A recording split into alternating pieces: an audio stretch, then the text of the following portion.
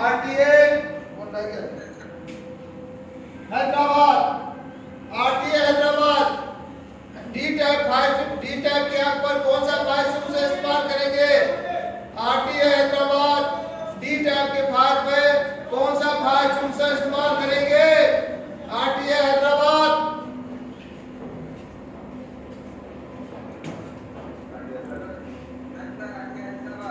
हाँ जी जाहिद, जोर से बताइए। नहीं, गलत है। और दूसरा कोई बताइए। आरटी हैदराबाद डी टाइप की आग पे कौन सा फायर शुरू से इस्तेमाल करेंगे? है कौन सा फायर शुरू से?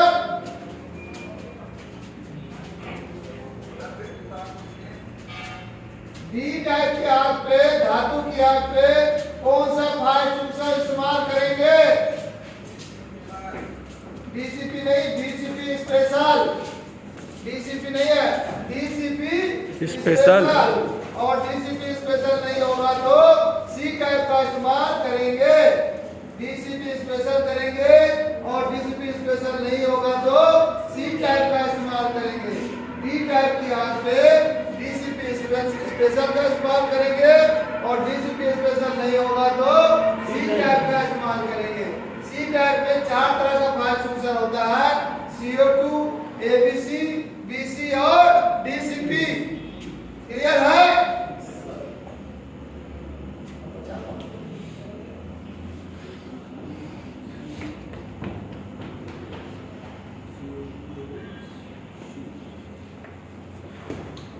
गांधीनगर ई टाइप फायर एक्सटिंग्विशर पर कौन सा फायर एक्सटिंग्विशर इस्तेमाल करेंगे?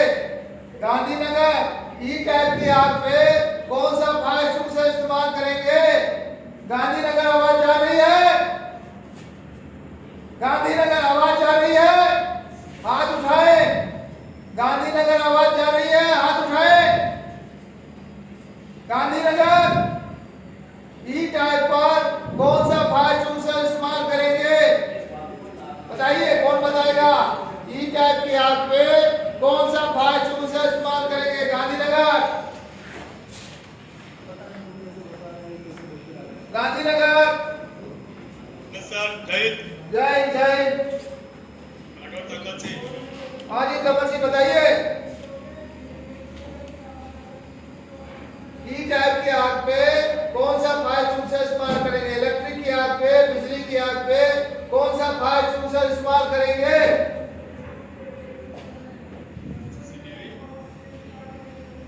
जी,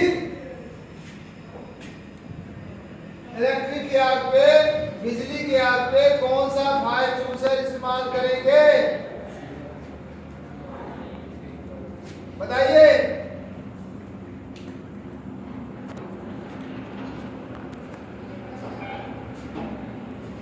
RTA Lucknow, RTA Lucknow, RTA Delhi. Sir बताओ सर, आरटीए नीमच से। हाँ बताइए। RTA Neemuch, very good. CO Dhoka. Very good. हमेशा ई टाइप की आग पे सी टाइप का इस्तेमाल होगा, CO2, DCP, ABC, BC का इस्तेमाल होगा। Very good. RTA Neemuch good.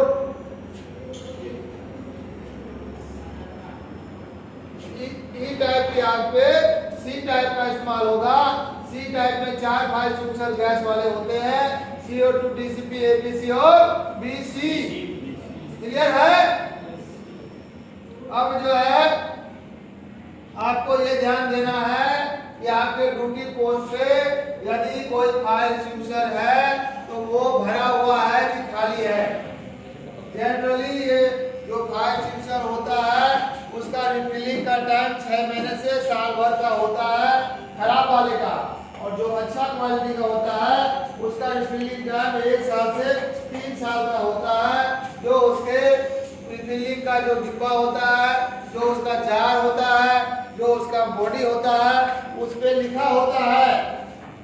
जहाँ पे A type, B type, C type लिखा होता है उसके नीचे रिफिलिंग का पीरियड लिखा होता है। एक्सपायरी डेट लिखा होता है। एक्सपायरी डेट, जैसे आप कोई सामान खरीदने जाते हो तो उसके उसमें एक्सपायरी डेट देखते हो कि नहीं देखते हो? उसी तरह से हर एक फाइल चूजर पे रिफिलिंग का डेट, एक्सपायरी डेट लिखा होता है। यदि उसका एक्सपायरी डेट खत्म हो गया है तो उसको रिफिल कराने की जवाबदेही किसकी है? हमारी है। हमेशा हम आपको को अपने फाइल चूजर को रिफिलिंग डेट को जांच कराना है और जांच करा के क्या करना है? उसको रिफिल कराना है, रिफिल कराना है, ताकि जब जरूरत पड़े तो हमारे पास फाइल चूजर क्या हो? सही हमें मिले और उसका हम इस्तेमाल कर सके। इसलिए जरूरी है कि फाइल चूजर हमारे पास अप टू डेट होना चाहिए, रिफिल होना चाहिए, फ्रेश होना चाहिए। उसी तरह से वॉकी टॉकी का हम इस्तेमाल करते हैं, सीसीटीवी कैमरा का करते हैं, एक्सरे मशीन करते हैं, वो सभी सही कंडीशन में होना चाहिए। अब जैसे वॉकी टॉकी में बैटरी लगा होता है, रिचार्जेबल बैटरी होता है, तो जब भी आप इस्तेमाल करने जाएंगे वॉकी टॉकी का,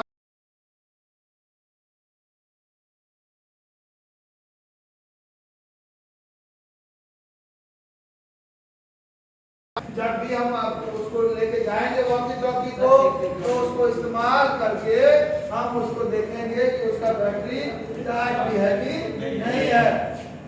क्योंकि कभी कभी हमारी ड्यूटी टावर पे लगेगी, पेट्रोलिंग भी लगेगी, बीच रास्ते से आने जाने में हमें समय बहुत ज्यादा लगेगा। तो जब हम अपने ड्यूटी को चेकिंग हैंडलिंग चेकिंग करते हैं, उसी समय अपने टॉर्च का, अपने बैटरी का, अपने मोबाइल का, अपने सभी इलेक्ट्रॉनिक आइटमों का सही सलामत होने का सुनिश्चित करना हमारे लिए जरूरी होता है। क्योंकि हमारे काम में मिस्टेक का कोई गुंजाइश नहीं होता है, समय कम होता है, इसीलिए हमारा सामान जो है हमेशा अप टू डेट हो, इसका भी हमें ध्यान रखना पड़ेगा। अभी जो है आपको ये देखा कि आपने कि आपका इंस्ट्रूमेंट जो है अप टू डेट होना चाहिए। अब एक और पॉइंट आता है कि हमारी ड्यूटी जो लगती है मेन गेट पे, एक्सेस कंट्रोल पे, तो सबसे पहले जब गेस्ट आता है किसी कंपनी में, तो सबसे पहले कौन मिलता है?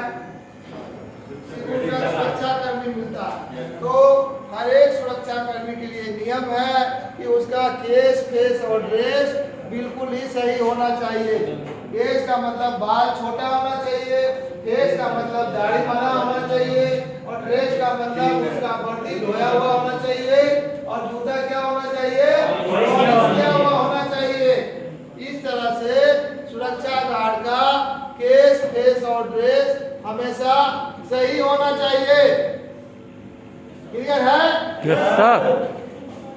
दूसरा क्या चीज है? सुरक्षा गार्ड को ये पता होना चाहिए कि पहला मुलाकात में मिसिंग वो सही ढंग से करे। अभिवादन क्या करेगा? सही ढंग से करेगा। रात को 12 बजे से लेके सुबह 12 बजे तक क्या बोलेगा? Good morning sir. रात को 12 बजे से लेके सुबह 12 बजे तक क्या अभिवादन करेगा? Good morning sir. 12 बजे दिन के बाद से लेके 4 बजे शाम तक गुड आफ्टरनून बोलेगा। 4 बजे शाम से लेके 12 बजे रात तक क्या बोलेगा? Good evening sir. Good evening sir. और जब शाम को फाइनली काम करके आपका सीनियर, आपका बॉस घर जाने लगे, तब फाइनली क्या बोलेगा? Good night sir. Good night sir. और यदि काम कर गुड नाइट होने के बाद 1 घंटे आधे घंटे के बाद फिर वो अफसर ऑफिस में आ जाता है, तब क्या बोलेगा? Good morning sir. Good evening. फिर क्या बोलेगा? Good evening. और जब घर जाने लगा फाइनली काम करके, तो क्या बोलेगा? Good night sir. क्लियर है? Yes sir. और 12 बजे रात के बाद आएगा, तब क्या बोलेगा? Good morning sir. Good morning sir. तो ये आपको क्लियर होना चाहिए कि आपका अभिवादन हर हाल में सही ढंग से आपको बोलना है, ताकि आपका तालमेल